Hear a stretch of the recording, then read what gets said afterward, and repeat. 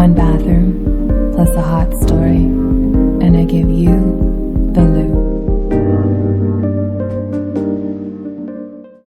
As many have departed the club to pursue their next activity, I've decided to nestle into a warm bath with a glass of Merlot and blog.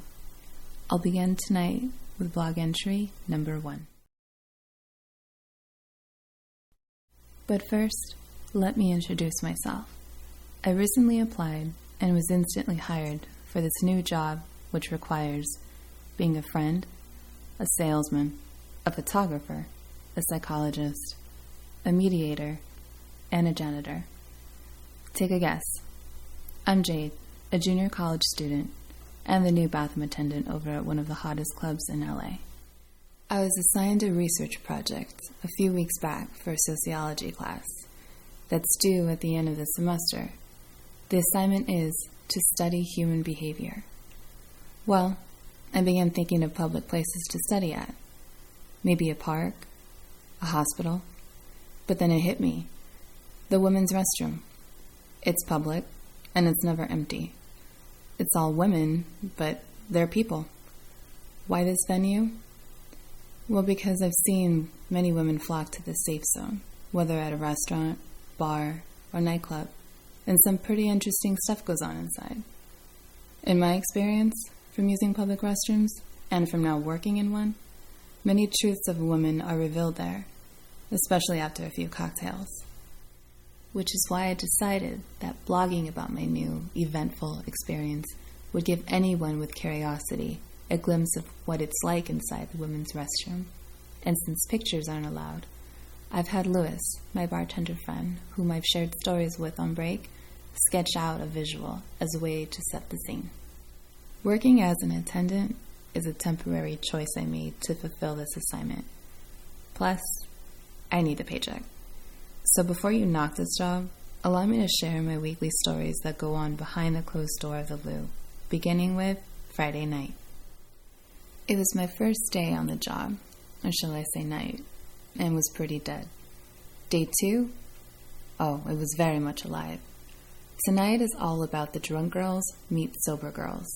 These girls entered into my workspace, stumbling in, carried in, crawling in. Yeah, it happened. First girl of the night was the I'm not waiting in line for 15 minutes girl. You know, the type who cuts in line because she can't wait her turn like everyone else. That's such a bitchy thing to do, by the way. Then there's the narcissist type of girl who goes to the bathroom every so often, heading straight to the mirror, only to check herself out, which leads to the selfie queen, who's aiming for that flawless shot she probably won't achieve in that awful bathroom lighting, with smeared eyeliner from twerking it on the dance floor, and the bathroom floor. That's a sight to see. Now, caution when responding when given a compliment in the restroom. It can lead to a cool and casual convo with the other girl, or the other girl can be a chatty Cathy, where she wants to be your bestie and suggests you two hang out next weekend. That's cool if you're about it, but if you're not about it, run. If you are, get ready to be blasted all over her social media. Congrats, you just made a bathroom bestie. This is where I'm asked, can you take a picture of us? And let's just be honest, it's never just one picture. Moving on to the infamous sniffer type. This one, we've all seen it, or shall I say, heard it. One girl, 2 girls crammed into a stall, hovering over the toilet to get that bump they desperately need, yet only forgetting to not do the nose check after exiting the stall.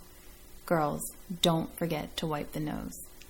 Now, majority of those are borderline drunk, or trying to sober up, which leads to the sober girls. Some, I understand, just prefer not to drink, because they're in 1, AA, or 2, the DD. Okay, I get it. But then there's that one sober chick standing in line with her drunk girlfriends waiting for a stall, who claims she does not need alcohol to have a good time, yet she looks miserable and could use that shot of tequila.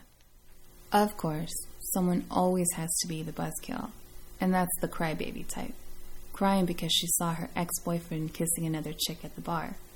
At this point, the only thing you should be crying over is the fact that you didn't use waterproof eyeliner and mascara. Yes, girl, it's time to go home. Next up is the fighter type.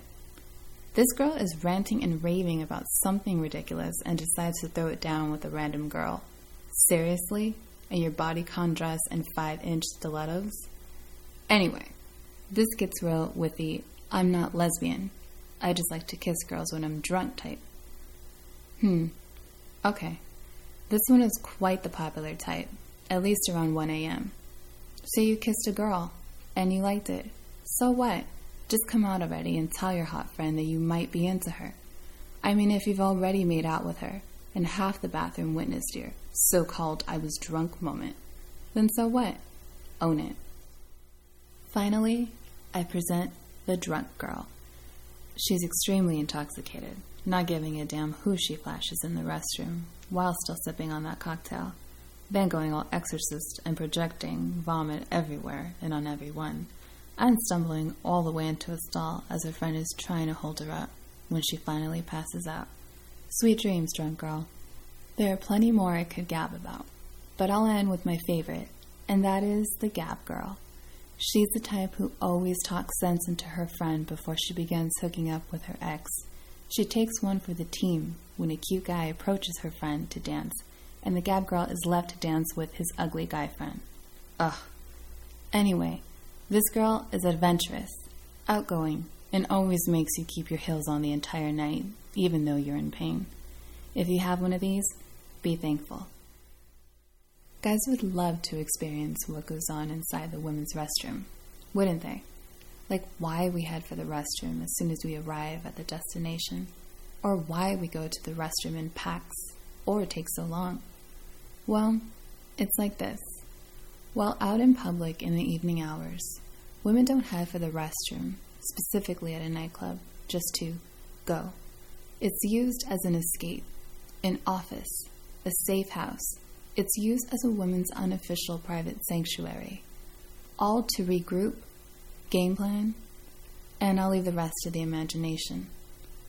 We all know of at least one of these types, right? Or maybe you are guilty of being one of these types. Think about the next venue you're in, whether it be at work, a club, or another public place.